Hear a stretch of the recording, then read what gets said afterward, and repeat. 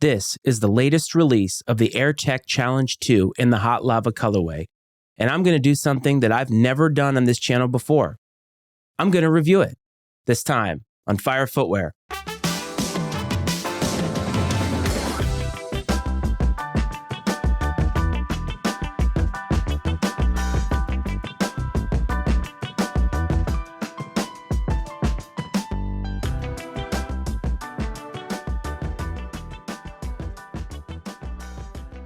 Welcome back to Fire Footwear, everybody. As always, this is your host, Matt Freites, and I hope that this finds you well. And as I said, we're going to do something a little bit different. This is the AirTech Challenge 2 that just released on August 30th. Surprisingly, it sold out super quickly. Some outlets said that there wasn't going to be as much demand, that it would be a mid-level demand for this shoe, but it sold out instantly. It was a quick strike, which means you couldn't get it everywhere. I know that I went on Sneakers and got the Got It notification within 2 or 3 minutes, probably my fastest ever. And now that the shoe is here, I'm very excited. Full disclosure, this is one of 3 shoes that I actually wanted this entire year. One were the Bread Reimagined 4s, the other was the Military 4s, and now this, the AirTech Challenge 2 Retro. This is a reimagined retro, of course, as you know, and a lot of people feel a certain way about it. And I get into a little bit some of the details that you see in this release. And so I hope that everybody who has one enjoys them. Let me know what you think about them in the comments. And now we'll get to my very general review of the shoe. Enjoy. The thing that I love about these so much is just how they were presented.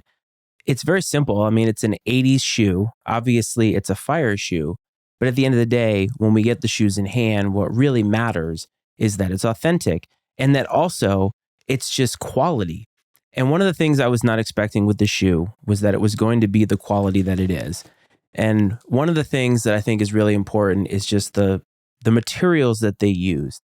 There's a crease right here, which some of the people on Instagram had pointed out to me. But the funny part about that is that crease is happening because this leather is so soft. And while it maybe isn't the best leather in the world, when it comes to retros of shoes that are this old, I find that they end up using materials from back then, and materials have come a long way.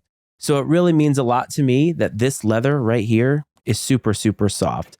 Now, a lot of people also are going to note the outsole. And one of the things about this release that made this so popular and why it sold out so fast is because a lot of people are reminded of the Air Yeezy 2.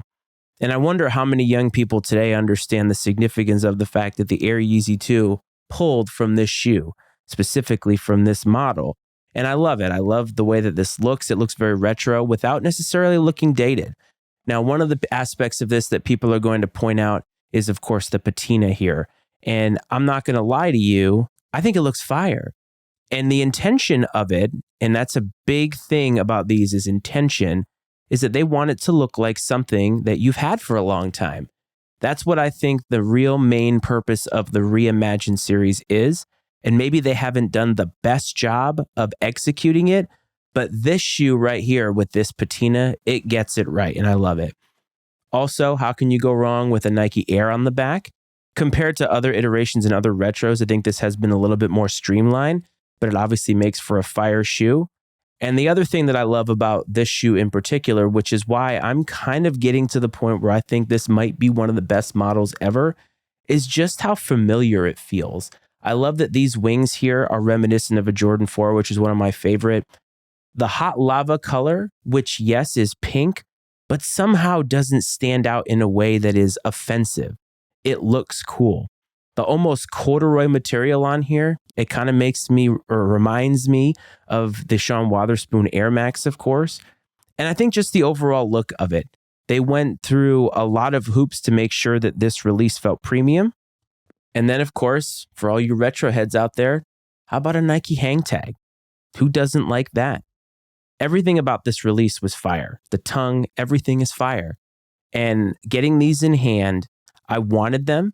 It was one of the 3 shoes that I wanted. But I'll be honest with you, it's way better than I thought that it would be. So if you want to pay resale, you're going to get a quality product out of this. So there you have it. My review of the AirTech Challenge 2 in the Hot Lava colorway. I don't do a lot of reviews very often because, quite frankly, there are so many great people who are doing reviews. And if you want to see a much more in-depth and educational review, go check out Wear Testers. Other than that, I hope that you enjoyed the shoe. And if you haven't copped it yet, make sure to go out and get them. Resale prices is going up, and it's only going to continue because this release was fire. It was executed well, and I think it's one of Nike's best this year, maybe even the best.